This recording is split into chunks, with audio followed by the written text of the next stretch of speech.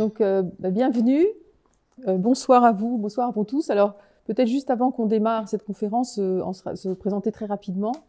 Moi, mon parcours, j'ai fait HEC, marketing chez L'Oréal, puis ressources humaines, hein, donc à la fois marketing stratégique et ressources humaines. Et depuis à peu près une vingtaine d'années, en fait, je me suis spécialisée dans tout ce qui est accompagnement stratégique et humain des entreprises, des organisations et des individus, et notamment dans tous les enjeux de transition.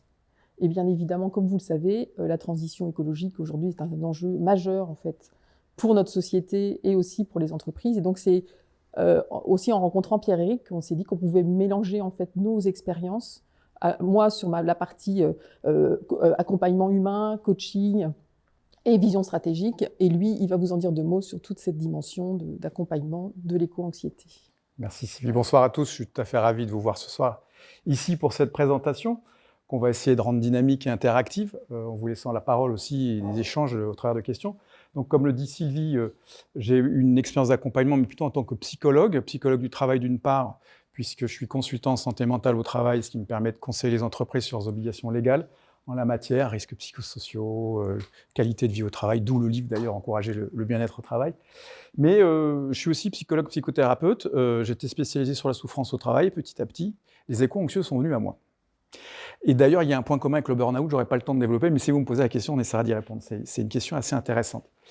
Du coup, depuis 2016, j'accompagne les éco-anxieux et de fil en aiguille, c'est devenu quasiment ma patientèle principale parce que c'est une problématique de santé publique, comme vous l'a montré. Il y a beaucoup d'éco-anxieux de plus en plus et c'est vraiment un sujet sur lequel il faut se poser des questions pour trouver des solutions.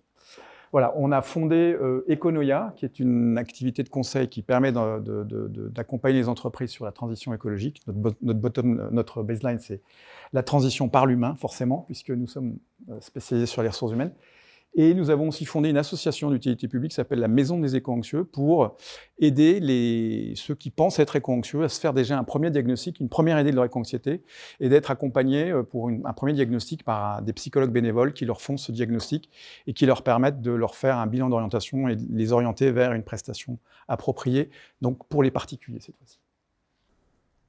Alors juste peut-être avant qu'on rentre dans le vif du sujet, on voudrait savoir s'il y a des personnes ici qui se sentent éco-anxieuses. Levez juste la main.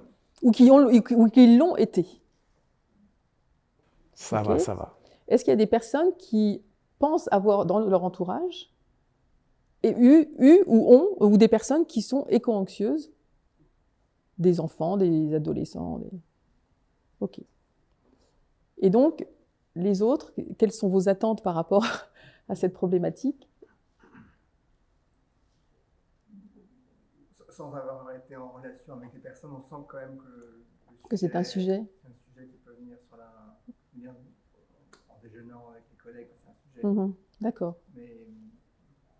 Alors, nous, notre idée ce soir, c'est de vous donner quelques pistes, en fait, pour bien comprendre ce qu'est l'éco-anxiété, comment on devient éco-anxieux. Et ça, c'est important, parce qu'une fois qu'on a compris comment on devient, c'est plus facile pour comprendre comment ne pas l'être. Et puis, bien sûr, une fois qu'on vous aura expliqué comment on devient, on vous donnera des pistes pour aller mieux. Parce que c'est ça quand même l'enjeu, ou pour accompagner des personnes qui vont mieux. Le tour une demi-heure, on va essayer de tenir, c'est pas facile. Mais heureusement, on a écrit un livre de 280 pages, ça sera plus simple à approfondir. Et on va essayer d'aller relativement rapidement, mais surtout, l'idée c'est aussi que vous nous posiez des questions, parce que ce sera quand même beaucoup plus vivant et interactif. Bien, alors très vite, une définition, ça nous paraît utile. L'éco-anxiété, ça fait depuis à peu près les années 2019-2020 qu'on en parle beaucoup dans les médias. De 2020 à 2021, plus 600% d'articles sur l'éco-anxiété, 2021-2022, plus 600%, et ça continue. Mais les scientifiques y réfléchissent depuis 1997, et je vous ai donné une des dernières définitions qui me paraît la plus juste, et sur laquelle d'ailleurs, vous allez voir, on a beaucoup glosé, si vous lisez sur le livre, pour cerner les symptômes, la symptomatologie de l'éco-anxiété. Alors, c'est la définition d'une équipe d'Australo-Néo-Zélandais, une équipe de chercheurs, qui s'appelle Hogg, avec comme chef de file Hogg, et son équipe, qui ont donc en 2021 produit, c'était il y a tout juste 2 ans, un article scientifique sur l'éco-anxiété et sur un outil de diagnostic qui donne un tableau nosographique, c'est-à-dire un tableau des symptômes. Qu'est-ce que c'est l'éco-anxiété? Une détresse mentale et émotionnelle qu'un individu peut ressentir en réponse à la menace du changement climatique et aux problèmes environnementaux globaux. Qu'est-ce que ça veut dire? En gros, c'est un mal-être, d'accord? Un mal-être, qu'est-ce que c'est? C'est quelque chose qui nous positionne entre le bien-être, la santé mentale positive, comme on dit en psychologie, et les maladies psychiatriques. Donc on est entre les deux, et tout l'enjeu, c'est de ne pas basculer vers quelque chose qui pourrait être délétère. On va vous en dire plus tout à l'heure. Et l'idée, c'est justement, et c'est aussi l'objet de ce livre, Bien vivre son éco-anxiété, c'est de ramener les éco-anxieux vers une perspective de santé mentale positive, donc un mieux-être par rapport à ces aspects-là.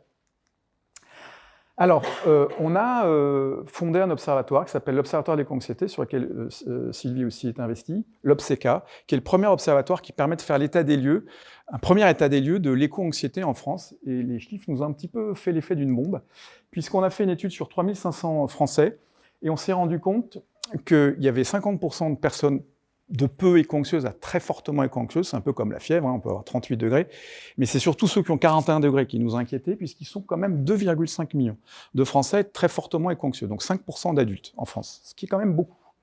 Alors, ce qu'on a vu aussi, c'est qu'en fait, ce sont des gens qui ne sont pas forcément... On pourrait imaginer que ce sont surtout des jeunes, mais en fait, ça touche toutes les populations. Et on a recueilli d'ailleurs un certain nombre de témoignages qu'on a partagés dans notre livre.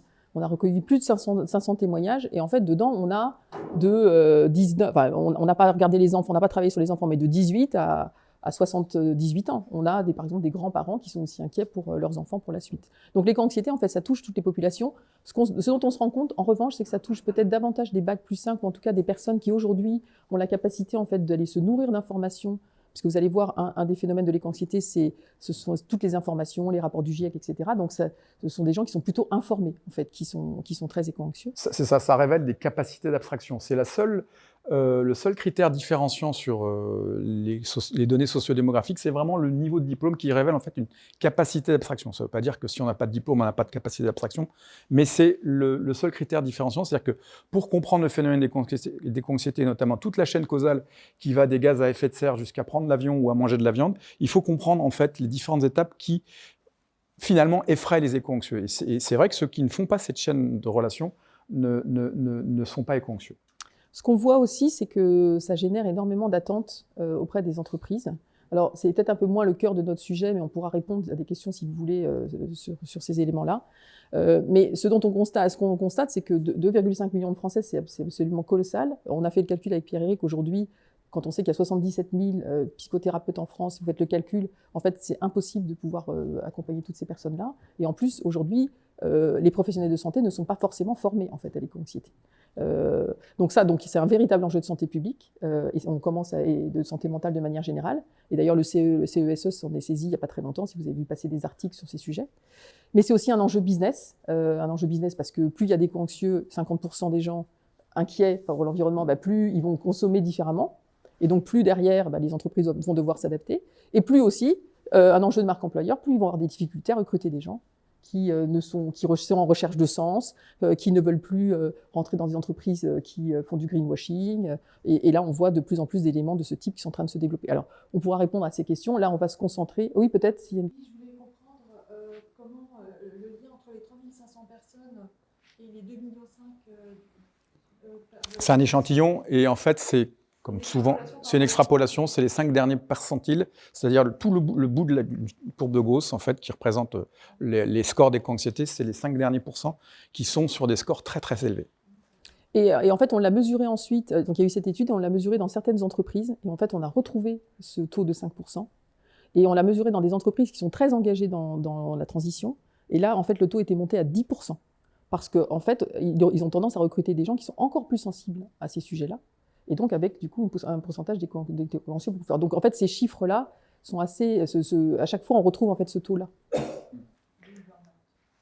Un peu, ouais, à l'image du burn-out. Oui, en fait, le point, enfin, vous évoquez le burn-out, le trait d'union, c'est vraiment la crise de sens, en fait, avec le burn-out, clairement.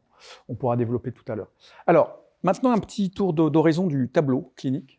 En fait, ce que Hogg et Ali ont révélé, donc après une revue de littérature qui s'appuie sur les 25 ans de travaux de recherche qui existent sur l'éco-anxiété, c'est qu'il y a 4 familles de symptômes.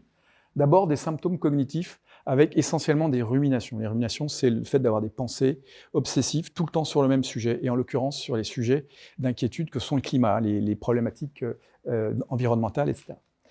Et Sylvie va vous lire un exemple. Oui, et donc on vous a mis un témoignage, parce qu'on en a beaucoup dans le livre, mais c'est Manon qui nous dit « c'est un disque dur noir qui tourne en permanence dans ma tête ». Tout ce qu'on voit au quotidien, ce sont des choses qui me font penser que ce monde n'a pas de sens. Et en fait, il faut savoir qu'un éco-anxieux, à chaque fois qu'il va voir quelque chose qui n'est pas en lien avec les enjeux écologiques, en fait, va à chaque fois se dire on n'en fait pas assez pour la planète, et donc va ruminer. Donc ça tourne dans la tête, et puis ça commence à rendre les informations anxiogènes. Et donc du coup, bien sûr, juste les prénoms ont été changés, bien évidemment, pour préserver. On bascule sur des symptômes affectifs, c'est-à-dire que ces aspects anxiogènes génèrent de l'anxiété, d'où le terme anxiété. Alors c'est plutôt des manifestations anxieuses, hein, pas de troubles anxieux, il faut faire attention, c'est comme déprimé et dépressif, c'est pas la même chose. C'est des peurs avec objet, hein. On voit la banquise fondre, c'est pas forcément super. De voir qu'il y a 1 million d'espèces qui sont en train de disparaître sur 12, enfin 8,9 officiellement, c'est pas non plus génial. Donc les éco-anxieux sont en fait un petit peu baignent dans un espèce d'environnement assez mortifère, si vous voulez. Et donc ça réactive ce qu'on appelle dans le jargon de psycho l'angoisse de finitude, c'est-à-dire la peur de la mort, la peur individuelle déjà. Il y en a qui disent qu'ils vont moins bien vivre et peut-être moins bien mourir, si j'ose dire, que leurs parents. Et des angoisses eschatologiques, c'est-à-dire ça peut même, en se projetant, parce qu'ils s'appuient sur des travaux de recherche qui ont démarré il y a 50 ans, qui prédisaient ce qu'on est en train d'observer aujourd'hui, comme par exemple la disparition des espèces, d'1 million d'espèces, et qui se projettent 50 ans encore plus dans le futur. Ils disent, ils voient les courbes descendre, et ils se disent c'est la catastrophe, on va vers la catastrophe. Et en plus, c'est actualisé par les informations dans le JT. Hein, on voit de plus en plus de tempêtes, de canicules, de sécheresses, de manque d'eau, etc. Ça, donc, ce qui était annoncé est en train d'arriver. Et il y a encore des nouvelles encore pires pour dans 50 ans. On ne va pas vous dire là trop vite. Donc du coup, ça crée aussi de la tristesse, de la sidération, de la colère. Donc un fort stress, ce qu'on appelle un éco-stress, c'est-à-dire que c'est des stresseurs pour lesquels on n'a pas la ressource pour agir. Face à la banquise qu'ils font, tout seul, on ne peut rien faire pour l'empêcher de... Donc on n'a pas de ressources pour faire face à ce stress, et on rentre dans un stress chronique et aigu. Donc là aussi, on vous a sorti quelques exemples. Emma qui dit « Lundi matin, je n'ai pas pu m'empêcher de regarder des infos sur le réchauffement climatique. Le dôme de chaleur au Canada à 49 degrés avec ce village qui est littéralement brûlé. En fin de matinée, j'ai pleuré d'effroi. » Et notamment, en plus, c'était quelqu'un qui s'est rendu compte que le Canada était quand même assez proche de l'Europe. Oui, que cette ville qui avait brûlé en 2021, si je me souviens bien, 1600 morts de mémoire, c'était la même latitude que l'île, ouais, c'est ça. Et voilà, c'est la boule au ventre. Enfin, voilà, c'est typiquement en fait ce que les éco-anxieux ressentent, cette espèce de boule au ventre permanente en voyant de plus en plus en fait ce genre de nouvelles. Troisième catégorie de symptômes, les symptômes comportementaux. Alors, ça tourne d'abord autour de l'isolement, et on sait que l'isolement est un marqueur en santé mentale qui est toujours à surveiller de près parce que ça peut basculer vers des dépressions. Je vous rappelle qu'on est dans une catégorie de mal-être, hein, et que le mal-être peut basculer vers des psychopathologies. L'isolement, c'est embêtant parce que c'est quelque chose qui peut effectivement rendre plus mal l'éco-anxieux, voire malade. L'isolement, c'est quoi? C'est lié au fait que l'éco-anxieux, quand il voit tous ces soucis, il va essayer d'alerter les autres. Il veut alerter les autres en disant bah, « ça va mal, il faut qu'on se mobilise parce que moi tout seul, je ne peux rien faire quand la fonde dans la banquise. » Or, il voit l'exact contraire dans son environnement. Et puis quand il en parle, plus il en parle, en fait, plus il est rabroué en fait, par son entourage parce que ce n'est pas agréable d'entendre raconter des mauvaises nouvelles comme ça. Et donc, on le traite de Cassandre pour les meilleurs noms d'oiseaux, voire de Khmer vert pour les pires. Et je vous parle encore des autres qui sont parfois pas piqués des hannetons. Voilà, ça peut aller donc... L'isolement engendre un retrait, hein, et une moindre efficacité à la fois dans le travail et dans les loisirs, parce que la personne est préoccupée. Je vous rappelle qu'elle a des ruminations, elle a des inquiétudes, de l'anxiété, et ça peut aller jusqu'à un sommeil qui est menacé. Et là aussi, il y a un médecin dans la salle, il pourra nous dire que quand on n'a pas un bon sommeil, que le matin on se lève sans avoir récupéré, ça c'est pas bon signe non plus, parce qu'on a passé toute sa nuit à penser à tous ces problèmes. Donc voilà, quelques exemples. Voilà, bah, pareil, des exemples des personnes qui se réveillent toute la nuit et surtout qui s'inquiètent pour l'avenir de leurs enfants et qui ne peuvent pas en parler en fait au sein de leur famille. Et ça, on l'a vu beaucoup parce que c'est ce que dit Pierre-Éric, c'est soit ne pas être compris, soit ne pas vouloir non plus rajouter du stress au stress en fait. Et l'impression d'être seul parce qu'en fait, à chaque fois qu'on en parle, bah, dans les dîners de famille, il n'y a personne qui veut entendre parler des problèmes écologiques. Enfin, vous avez dû connaître ça certainement dans vos familles, quand certaines personnes parlent de ça, bah, on leur dit t'es un cassant, enfin, mais ça va s'arranger, t'inquiète, il n'y a pas de problème. Et donc c'est très difficile en fait à vivre. Et notamment quelqu'un qui dit quand je dis que je n'aurai pas d'enfant à cause de l'environnement, ça jette un froid et personne ne me comprend. Donc il y a un vrai enjeu. Et ça, nous, on l'a vu aussi par rapport aux thérapeutes qui peuvent prendre soin, c'est comment, en fait, on n'est pas dans le déni de ce problème-là et comment on accueille réellement ce que les éco-anxieux ressentent et vivent pleinement, parce que c'est une des premières étapes, c'est reconnaître bien évidemment la souffrance pour pouvoir ensuite aider. Et souvent, les éco-anxieux sentent qu'ils sont dans un moment où ils sont totalement incompris, et notamment incompris de leur environnement, de leur entourage, de leurs amis, d'où le risque d'isolement dont parlait Pierre-Éric. Et c'est là, en fait, on l'a vu dans l'étude, c'est un des critères qui fait qu'on est de plus en plus éco-anxieux, en fait. C'est quand on commence à être dans une logique où on s'isole et où on n'arrive plus à dormir et où on a ces problématiques-là, c'est là où on a les taux d'éco-anxiété les plus élevés. Quatrième famille de symptômes, donc ce qu'on appelle des symptômes conatifs, c'est l'anxiété de ne pas en faire assez pour la planète. Sentiment, même l'anxiété. Systématiquement, les éco-anxieux pensent qu'eux-mêmes ne font pas assez, et évidemment tout le reste de la société, puisqu'on est plutôt orienté vers une tendance consumériste, comme vous l'avez peut-être remarqué, et on n'est pas dans une sobriété même heureuse. Donc ça les inquiète d'autant plus, et ça fait que le cercle vicieux du mal-être se surajoute aux inquiétudes, aux mauvaises nouvelles, et ça, c'en est une mauvaise nouvelle de se dire qu'on n'arrive pas à mobiliser les gens autour de soi, et encore moins la société. Voilà. Donc c'est ce qui fait que on a des personnes qui vont de plus en plus mal s'ils laissent le mal-être s'instaurer, se perdurer et se chroniciser. Oui, donc voilà. Donc par exemple, il est là qui se dit est-ce que je fais au quotidien a du sens? Et donc ça rejoint toutes les questions de sens par rapport au travail. Est-ce que je suis dans une entreprise qui fait du bien à la planète ou pas? Et d'autres qui disent voilà, il faut que je fasse plus ce que je fais pour limiter mon impact. Et je me pose beaucoup de questions existentielles par rapport à mon métier. Et donc c'est là, voilà, ça rejoint tous ces points-là. Et donc ça génère en fait un mal-être. C'est ce dont on se rend compte, c'est qu'on vit, les éco-anxieux vivent une vraie crise existentielle de reconsidération complète en fait de leur manière de vivre et voire de leur manière d'être et de leur place dans la société. Avec l'intention c'est comme s'ils avaient des nouvelles lunettes, et on donne tout souvent l'exemple, c'est comme s'ils voyaient qu'il y avait un tsunami qui allait arriver sur la plage et qu'ils se rendent compte qu'il y a encore plein de gens qui sont en train de rester à bronzer et qu'eux, ils se rendent compte qu'il faudrait peut-être quand même essayer de faire quelque chose. Et ça, ils ont beaucoup de mal à le comprendre et à le vivre pleinement. Donc pour conclure sur cette séquence, il faut bien retenir de l'éco-anxiété, ça n'est pas une maladie, mais ça peut rendre gravement malade, puisque ça peut évoluer vers des psychopathologies généralement, soit des dépressions réactionnelles, soit des troubles anxieux généralisés. Et il faut bien comprendre que ce n'est pas maladie, parce que ça n'est pas un délire, l'éco-anxiété. C'est basé sur des faits scientifiques très documentés, que les éco-anxieux connaissent très très bien en général sur le bout des doigts, parce qu'ils sont bien diplômés d'ailleurs, comme on l'a dit, ce qui fait qu'ils sont capables d'avancer des arguments, et c'est ce qui les rend étonnamment presque fou de se dire mais c'est pas nous les fous, c'est les autres qui sont en face et qui comprennent pas en fait que le problème est en train de s'amplifier et qu'il faudrait vraiment agir de façon urgente. Comme nous le rappellent de temps en temps quand même certains experts, voire les pouvoirs publics via les médias. Oui, et une autre idée reçue, c'est que ce ne sont pas forcément des gens qui au départ étaient anxieux, qui sont éco-anxieux. C'est-à-dire il n'y a pas une fragilité au départ forcément. Alors c'est sûr que ceux qui ont c'est ce que montrent les scientifiques. Ouais. Voilà, c'est ce que montrent les études, c'est qu'on peut devenir éco-anxieux en étant complètement bien et sans avoir de problématiques d'anxiété de manière générale. Alors maintenant que vous avez le tableau clinique, on va se focaliser, si j'arrive à utiliser la zapette, sur comment devient-on éco-anxieux. Oui. Est-ce que vous avez des questions à ce stade? Ça va, c'est que là on part pas trop vite.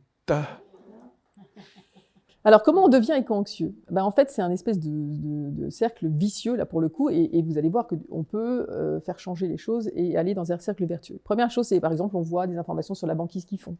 On voit qu'il y a de plus en plus de déserts, on voit qu'il y a la pollution qui se passe un peu partout dans l'ensemble de la planète, qu'on a des inondations, regardez encore récemment. Et puis c'est vrai que là, l'éco-anxiété est en train de monter énormément en France, parce que ce qu'on pensait être à côté de chez nous, en fait, enfin loin, et sur lequel on n'était pas concerné, en fait commence à arriver près de chez nous, et puis on commence à se renseigner. Et en fait, ce qui se passe, c'est que les éco-anxieux commencent à regarder les rapports du GIEC, et puis plus vous allez, c'est un peu comme si vous vous rendez compte que vous avez un cancer, vous allez regarder toutes les informations sur Internet qui vous racontent le pire, en fait. Et donc ce qui se passe, c'est que face à cette montée d'informations anxiogènes, l'éco-anxieux, à un moment donné, commence à franchement s'inquiéter sur son avenir et à se poser énormément de questions, parce que ça génère, donc, ce qu'on disait, l'éco-stress. Parce qu'il ne sait pas comment faire. Et puis, progressivement, en fait, l'éco-anxieux, il va se rendre compte que c'est peut-être aussi parce qu'il consomme beaucoup, c'est peut-être aussi parce qu'il prend l'avion, c'est peut-être aussi parce qu'il est tout le temps dans une logique consumériste et que il utilise des bouteilles en plastique, il les jette dans la mer, et qu'en tout cas il y en a plein de gens qui font ça. Et donc progressivement, en fait, il va se poser beaucoup de questions sur sa manière de vie. sa manière de vivre et sur tous les enjeux consuméristes. Et c'est là où, d'un seul coup, vous avez des dissonances cognitives énormes, où on se rend compte que, on voit le monde avec des lunettes en se disant « j'ai toujours vécu comme ça », et finalement, je me rends compte que j'ai peut-être fait du mal à la planète. Donc, il peut y avoir aussi, dans certains cas, de l'éco-culpabilité, et puis surtout la prise de conscience qu'il faut complètement revoir en fait son mode de fonctionnement. Donc c'est ce qui provoque au départ, et puis ce qui continue de se passer. Dans les cas les plus extrêmes, c'est que le patient anxieux va entrer dans ce qu'on appelle la vallée de la mort. C'est-à-dire qu'il ne voit pas d'issue, en fait. Il se sent prisonnier dans la matrice consumériste. Parce qu'il se dit, j'essaie d'agir, mais mes éco-gestes sont insignifiants par rapport aux enjeux et ce qu'il faudrait faire. Il faudrait de la force, de la puissance de tous les États. Et même si tous les États s'unissaient ensemble, on n'arriverait même pas à faire empêcher la banquise de fondre. Donc, il y a vraiment... donc c'est un peu ce que représente cette image en dessous. Les ruminations emmènent la personne vers un syndrome dépressif, donc vers un symptôme vers une dépression, pardon. Et en fait, ce qui se passe, c'est que l'éco-anxiété, c'est vraiment une projection vers l'avenir pessimiste. C'est-à-dire qu'il se dit, à l'aune de ce qu'il voit, qui sont pour l'instant des petits signaux faibles d'alerte, qui sont quand même assez forts, hein, l'inondation dans le Nord, ça fait quand même pas mal de dégâts, ça coûte cher à la collectivité, ça n'a pas fait de victimes, me semble-t-il, mais ça pourrait en faire. Il extrapole, en fait, et il se projette dans un monde où, en fait, qui va être un monde de catastrophe, où les événements vont se succéder à vitesse grand V, ils vont s'intensifier. On a connu notre première tornade, là, récemment en Normandie, il y a quelques mois, c'était l'été dernier, sans aller dans les délires de films dystopiques, mais on peut avoir quand même des cas... Enfin, en tout cas, c'est parfois là où l'éco-anxiété devient justement un trouble anxieux généralisé, c'est que l'éco-anxiété peut s'exagérer par elle-même, en s'alimentant elle-même. Et c'est là où il faut consulter. C'est là où il faut que, pour ceux qui sont les plus touchés, il y ait un accompagnement psychologique pour éviter que ça dérape vers une psychopathologie. Voilà. Et donc, en fait, il voit la mort arriver à grands pas. Et c'est ce qui fait que ça réactive l'angoisse de finitude. Ça, c'est vraiment pour les cas les plus difficiles. Mais tout le cheminement qu'on vous a expliqué, on peut ne pas tomber dans la vallée de la mort, mais on n'est quand même pas très bien, dans la mesure où, en fait, on se rend compte que ce qu'on faisait, en fait, n'a plus de sens, et qu'on doit revoir, en fait, complètement ces modes de pensée, ces modes d'être. Et donc, comment faire quand on se retrouve dans cette situation-là? Alors, comme dit Pierre-Éric, quand on est vraiment dans un état où on voit la mort partout et on a beaucoup de mal à dormir, etc., il faut quand même mieux consulter. Quand on n'est pas complètement dans ces états, il y a quand même un certain nombre de choses assez faciles, en fait, à mettre en place. La première des choses à faire, c'est de digérer l'information anxiogène et surtout en contrebalançant l'info négative par l'info positive. C'est le principe de l'homéostasie, si vous voulez, c'est que l'être humain, par nature, est aimanté par l'information négative. Les scientifiques l'ont calculé, c'est 2,7 fois plus que l'information positive. Et donc, il y a, comme le disait le philosophe Alain, le pessimisme est de nature et l'optimisme de volonté. Ça a été démontré par la psychologie positive. Hein, le pessimisme est de nature, c'est-à-dire qu'on est vraiment... Et c'est normal, c'est l'instinct de conservation. Heureusement qu'on est comme ça. Si on ne voyait pas les dangers, on ne serait plus là pour en parler, ou pour y résister, ou pour réagir, ou avec une réaction adaptée. Mais l'optimisme est de volonté, c'est-à-dire que quand on est pris dans la spirale des informations négatives et anxiogènes, on rentre dans la rumination. Donc pour en sortir, un des moyens, c'est effectivement de contrebalancer les informations négatives en coupant les canaux, mais sans tomber dans la bisounourserie qui laisserait croire qu'il n'y a plus d'informations négatives, hein, c'est pas ça. C'est d'aller chercher les informations positives parce que ça a une valeur heuristique, c'est-à-dire de création d'un mouvement positif qui est d'aller chercher aussi les éco-témoins. Les éco-témoins, donc, qui ont des témoignages édifiants et qui peuvent être des personnes qui vont donner un guidage ou une voie pour passer à l'action. En voilà une. Oui. Et en fait, juste pour rester sur l'idée des informations négatives positives, en fait, ce qui est important pour un éco-anxieux, c'est de faire une liste des bonnes nouvelles. C'est-à-dire que, alors déjà, dans certains cas, de fermer les infos, de moins regarder tous les sites qu'ils regardent, mais d'aller chercher aussi les bonnes nouvelles et de se rendre compte qu'il y a aussi des choses qui bougent et qui changent. Et de les lire et de les relire régulièrement. Et ça, c'est vraiment très important. Et on l'a vu, on voit clairement comment ça change déjà l'énergie. C'est-à-dire qu'au lieu d'être toujours dans l'angoisse de se dire j'en fais passer pour la planète, déjà de voir qu'il y a des bonnes nouvelles qui existent, ça fonctionne bien. Et on s'en est rendu compte, nous, dans une entreprise où on est intervenu. En fait, ils étaient tous complètement concentrés sur ces sujets de transition écologique. Et donc, ils étaient en train de ruminer, entre autres. Tous les matins, ils se disaient regarde ce qui s'est passé, il se passait les mauvaises nouvelles, etc. Et donc, quand on leur a conseillé de prendre, en fait, plutôt le matin, de se faire un standing meeting en se disant, bah tiens, regarde les bonnes nouvelles, regarde ce qui s'est passé, l'ADEME est en train de faire un certain nombre de choses, il y a des nouvelles technologies qui sont en train d'arriver, en fait, ça a changé la dynamique, en fait. Et donc ça, c'est un point qui est très facile, mais qui est très important à faire. Et donc la deuxième chose, qui est très importante par rapport à l'éco-stress, c'est une phrase qu'on aime beaucoup, qui est d'accueillir le diagnostic, mais de refuser le pronostic. Ça, c'est des choses qui ont été beaucoup étudiées, notamment pour des personnes très très malades, des cancéreux, qui ont réussi en fait à surmonter la maladie. Et là, je vous donne l'exemple de Coraline Bergeron. Elle va être aux Jeux paralympiques en mois de septembre. C'est une jeune femme en fait qui a perdu sa jambe et qui était passionnée de sport. Et donc, qu'est-ce qu'elle a fait? En fait, elle a une espèce de résilience de se dire je vais accepter le fait qu'il me manque quelque chose, comme l'éco-anxieux doit accepter que peut-être il va devoir vivre différemment et qu'on va peut-être devoir accepter que dans 5 ou 10 ans, il y aura moins de pétrole ou ça coûtera beaucoup plus cher et qu'il faudra vivre différemment, mais refuser le fait le pronostic qui est de mal vivre, en fait, de mal le vivre. Et donc, c'est comment en fait, on regarde les choses en face, mais par contre, derrière, on se dit, et on va trouver des solutions et on va travailler sa résilience. Donc ça, c'est le premier élément. Et des éco-témoins de ce type peuvent être des aides. Donc là, c'est dans le cadre du sport, mais au niveau des éco-anxieux, c'est exactement la même chose. C'est se dire, voilà, il y a peut-être des choses qui vont changer dans ma vie, il y a peut-être des choses qu'on va vivre de manière beaucoup plus difficile, des crises, etc. Mais quelque part, on va trouver les moyens d'être heureux et de vivre correctement ça. Et c'est tout le travail que font les éco-anxieux pour se préparer. La deuxième chose qui est très importante et qu'on voit, notamment pour gérer son stress, c'est se concentrer sur ce qui dépend de soi. Enfin, c'est ce qu'on voit parfois même aussi dans des cas de burn-out ou dans l'entreprise, mais c'est de se dire, parce qu'en fait, ce qui se passe pour l'éco-anxieux, c'est qu'il se rend bien compte que y a un enjeu qui est colossal, qui est pour l'humanité, et donc avec ses petits bras musclés, en fait, il est complètement perdu parce qu'il ne peut pas tout faire. Et donc il a tendance à vouloir sauver la planète, à jouer son syndrome de sauveur. Et donc tout l'enjeu, c'est de le ramener à des choses qui sont possibles et qui sont possibles dans son univers et par rapport à ses propres ressources. Et donc c'est tout le travail qu'on fait et qu'on peut faire avec eux, de leur dire mais vous à votre niveau, et on le voit bien dans l'action, on peut agir au niveau individuel. Donc qu'est-ce que je fais concrètement pour changer dans mon quotidien mes actes, changer, avoir des éco-gestes, etc. Ça peut être aussi un travail collectif, et en se disant, est-ce que je peux m'intégrer dans une association quelque part? Est-ce que dans mon travail, je peux... Là, je discute avec quelqu'un on parlait d'éco-anxiété, en fait, c'était un dirigeant qui cherchait un nouveau job, mais il parlait d'éco-anxiété, il me dit, moi, en fait, dans mon entreprise avant, j'ai mis du tri. Bon, ça peut paraître banal, mais en fait, ça lui avait fait du bien. Et donc, c'est des petits gestes comme ça. Et puis après, il y a ce qu'on peut faire au niveau sociétal. Et en fait, tout l'enjeu, c'est de faire des choses qui sont à sa mesure. C'est que tout le monde ne sera pas un grand témoin qui va changer la planète, mais par contre, tout le monde peut agir à son niveau. Et ça aide énormément. Enfin, c'est toute la philosophie des stoïciens, de dire, voilà, comment finalement je fais ce qui est de mon ressort et que j'essaie pas de faire des choses qui sont pas possibles. Et ça apaise énormément les éco-anxieux. Et on a vu, parce qu'on a fait des tables rondes et des témoignages avec des éco-anxieux, tous ceux qui ont commencé à faire des choses, en fait, vont déjà beaucoup mieux. Tu dis toujours, seule l'action nous délivre de la mort. Voilà, justement, j'allais y venir. Tu me l'ôtes de la bouche, mais d'abord, il faut s'affranchir de la doxa consumériste, parce que l'éco-anxieux se rend compte que les valeurs consuméristes le poussent à consommer. Enfin, tout le système est fait pour, avec la pub, le marketing, etc., nous pousser à consommer.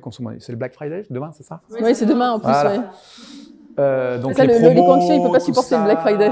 Pour vous faire croire qu'on vous augmente votre pouvoir d'achat en diminuant avec 70% de réduction, que vous allez faire des affaires.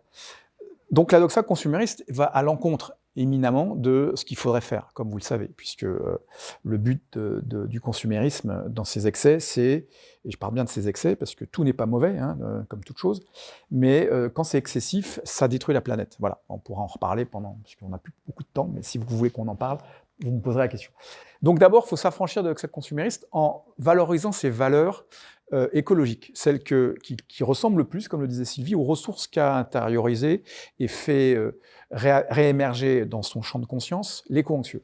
Pourquoi c'est important? Parce que certains vont plus être intéressés par exemple, la souffrance animale. Donc, ils vont pouvoir s'engager dans un éco-projet, parce qu'on va parler d'éco-projet au passage à l'action, vont pouvoir s'engager plutôt sur une cause qui ressemble à ces valeurs. D'autres, ça va être plutôt sauver les abeilles. Enfin, voilà. Chacun, ou éviter que le plastique aille dans les 8 millions de tonnes qui vont dans les mers tous les ans. Il y aura, juste une petite info, en 2050, il y aura plus de bouteilles en plastique que de poissons si on continue comme ça, à en déverser 8 millions de tonnes. Donc il y a une vraie cause derrière. Ou la déforestation. Enfin voilà, il peut y avoir plein d'exemples, et il y a plein d'éco-témoins édifiants qui ont fait des choses incroyables, comme Felix Finbeiner qui a planté 14 milliards d'arbres en 10 ans seulement. On peut faire des choses extraordinaires. On n'a pas besoin d'être tous Felix Finbeiner, mais on peut trouver son chemin, sa montagne à escalader en construisant son éco-projet. Alors, il y a 3 mots-clés importants dans la construction de cet éco-projet et dans le passage à l'action. Puisque, comme l'a dit Sylvie, c'est Saint-Exupéry qui dit ça, seule l'action nous délivre de la mort, c'est un peu ma devise que j'ai fait graver en lettres d'or sur ma cheminée de psychothérapeute existentiel. C'est que on va tous mourir, hein, je l'ai remarqué, mais tant mieux, essayons de mourir dans de bonnes conditions. En fait, la psychologie existentielle, qui s'appuie donc sur la philosophie antique et la philosophie existentielle, c'est quelles sont les conditions d'une vie bonne. Ça, c'est ultra important. Une vie bonne en général, c'est-à-dire est-ce qu'il faut qu'on dorme, est-ce qu'il faut qu'on mange, est-ce qu'il faut qu'on boive. Et les problèmes environnementaux nous ramènent à ces besoins vitaux fondamentaux. Hein. C'est donc même plus les conditions d'une vie bonne, c'est les conditions d'une vie tout court. Donc il y a des règles génériques, et puis il y a une singularité personnelle qui fait que certains vont avoir besoin de dormir que 5 heures la nuit, d'autres 8 heures, certains n'ont pas besoin de manger chez McDo et peuvent se contenter du tofu, etc., pas de bœuf, etc. Voilà. Chacun a des particularités qui vont faire qu'il va pouvoir trouver sa voie en respectant les lois de la nature qui sont en nous. Hein, nous sommes dans la nature comme la nature est en nous, au travers de ces lois. On a besoin de dormir, c'est comme ça, le vivant, c'est comme ça. On ne peut pas s'affranchir de ces lois. Et donc, en analysant, en se connaissant soi-même, on va pouvoir analyser ce dont on a besoin, en analysant ses ressources, bien sûr, et donc escalader la montagne de son éco-projet, qui, comme je le disais, fonctionne sur 3 mots-clés. J'ai fait durer le suspense, maintenant je vous les annonce. Les 3 mots-clés, c'est sens, d'où burn-out, vous voyez, engagement et satisfaction. Alors le sens, l'engagement et la satisfaction, d'où je sors ça d'études scientifiques qui existent depuis une vingtaine d'années en psychologie positive, qui ont montré que sans boussole, ça ne sert à rien de s'engager. Sinon, on va dilapider ses ressources, ses compétences, ses appétences, etc., etc. En fait, on comprend très bien ces 3 mots, si on les prend en négatif. Si je ne vois pas le sens de mon action, je ne vais pas avoir envie de m'engager, je vais même me désengager, hein, vous voyez, par rapport à certains référentiels dans le travail, et je vais être insatisfait. Et ça va reboucler sur le non-sens et dire, bon sang, qu'est-ce que c'est pas bien mon boulot, j'ai pas de sens dans mon travail. Vous voyez, sens, enfin, non-sens, désengagement, insatisfaction. Donc si on reprend la chose en positif, c'est plus difficile, parce que trouver le sens, on voit bien les non-sens, mais trouver le sens de son action, c'est pas toujours facile. Sa boussole, celle qui va nous orienter pour monter sur la montagne. C'est en fait choisir sa montagne, hein, parce que, comme le disait Bouddha, un sommet 1000 chemins, donc les chemins sont nombreux, même si tout le monde veut aller en haut de la montagne, mais déjà, il faut avoir, vous voyez, il y a plusieurs montagnes. Est-ce que c'est celle-là ou celle-là? Donc le sens, c'est ça, c'est trouver le sens de son action. Est-ce que je suis plutôt intéressé par la souffrance animale, par sauver les ours de la banquise qui va fondre? Voilà, il y a plein de choses à faire. C'est là où c'est génial, c'est que les existentialistes nous apprennent que le libre arbitre nous donne un choix infini. Mais c'est assez angoissant parce que choisir, c'est exclure. Hein. Choisir, c'est préférer, mais c'est aussi exclure. Voilà, donc il faut être sûr de son choix, parce qu'on n'aura pas le droit peut-être à une deuxième chance. Mais ça, on le travaille bien en psychothérapie existentielle, donc si vous avez des inquiétudes, venez me voir. Le sens. Ensuite, l'engagement. Donc ça suppose de bien se connaître soi-même, comme le disait Socrate, c'est-à-dire de connaître ses ressources, comme on dit aujourd'hui, mais en fait, c'est surtout ses compétences et ses appétences. Donc à la fois ses connaissances, les expériences qu'on a, les expertises qu'on a ou qu'on n'a pas, qu'on a envie de développer. Donc ça suppose parfois des mises à niveau, etc., pour pouvoir s'engager dans tel ou tel éco-projet. Je fais vite, hein, je suis désolé, j'ai pas beaucoup de temps, mais on pourra développer si vous posez des questions. Et enfin, donc, une fois qu'on a fait ce travail, on peut enfin s'engager sur son éco-projet, une fois qu'on l'a sélectionné à l'aune de ses valeurs. Et donc, le passage à l'action doit rendre de la satisfaction. Si c'est pas satisfaisant, c'est qu'il y a un petit problème de sens ou d'engagement. Voilà pourquoi la satisfaction est importante. Et c'est pas le but, la satisfaction. C'est certainement pas le but. Quand on est dans le but qui est la satisfaction, très souvent on va être insatisfait, donc on va retourner vers le non-sens. Donc il faut faire très attention à ça. La satisfaction doit venir après l'engagement. Et quand on a fait cette boucle, sens, engagement, satisfaction, normalement, l'action actualise les valeurs qu'on imaginait vouloir défendre, par exemple défendre la cause animale. Quand on arrive à le faire, je sais pas, à faire du L122, comment il s'appelle, 214, à interdire par exemple des abattages, là on a fait une victoire, on est content. Ou on a planté, je sais pas, 100 arbres dans une forêt, alors c'était une zone rasée, on est content, on a trouvé du sens à son action et on va pouvoir continuer à en planter 1000, 2000, 3000, etc. Voilà pour faire simple et très rapidement, mais c'est beaucoup mieux expliqué dans le livre et en détail, comment fonctionne un éco-projet. Et donc, une fois que l'éco-projet est terminé, enfin mis en œuvre, pardon, qu'il a été identifié et mis en œuvre, l'éco-anxieux peut devenir un éco-ambassadeur du vivant parce qu'il va pouvoir faire tache d'huile, en étant exemplaire comme l'ont été les éco-témoins qui l'ont inspiré éventuellement en amont. Et il va pouvoir aussi, notamment dans les entreprises, mais ça je vais laisser la parole à Sylvie pour qu'elle le développe, dans les entreprises, montrer que la transition écologique est possible au sein de l'entreprise à partir d'appétences particulières qui lui ressemblent et qui vont s'appareiller avec celles de l'entreprise. Tu veux dire un mot là-dessus ? Oui, parce qu'en fait, ce qu'il faut se dire, c'est que finalement, l'éco-anxieux, c'est comme s'il avait des nouvelles lunettes. Tu peux peut-être passer d'ailleurs la dernière image, c'est que d'un seul coup, il a un regard qui lui permet de voir le vivant et de comprendre les enjeux du vivant et de se reconnecter à ça.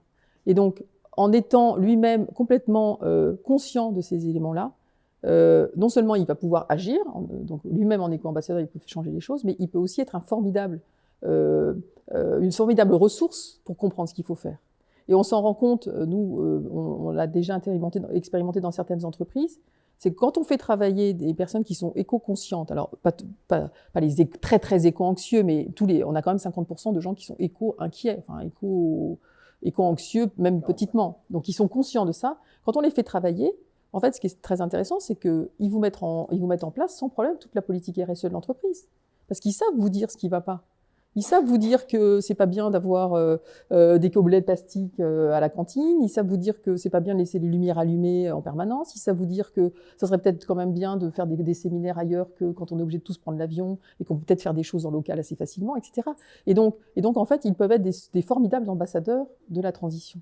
Et nous, ce qu'on dit aussi pour tous les éco-anxieux, c'est qu'en fait, non seulement c'est pas une maladie, mais ça peut rendre malade si on fait pas attention. Mais c'est surtout que si on s'en sort et si on dépasse cette éco-anxiété, en fait, c'est une vraie chance pour nous tous. C'est une vraie chance j'ai envie de dire pour l'humanité, et c'est une vraie chance pour la transition, parce que ce sont des vrais éco-clairvoyants qui, eux, ont peut-être juste un peu d'avance. Et quand on a de l'avance, on n'est pas toujours très accepté par la société.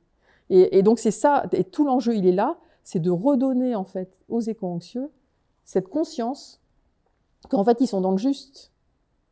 Et que en dépassant cette éco-anxiété et en mettant cette énergie-là et cette nouvelle prise de conscience au service de la transition et du vivant, ils peuvent être des formidables acteurs et on a envie de les remercier pour ça, d'ailleurs. Voilà. Et donc, ce qu'on se dit en conclusion, c'est que c'est une opportunité. L'éco-anxiété, c'est vraiment une opportunité pour prendre soin du monde, à condition qu'on sache bien prendre soin des éco-anxieux, et qu'il y a à la fois des thérapeutes et des accompagnants qui savent le faire, mais aussi des particuliers, des individus, des parents qui savent aussi accueillir cette souffrance et qui savent du coup la transmuter. Voilà ce qu'on avait envie de partager avec vous et nous sommes ouverts bien sûr à toutes les questions.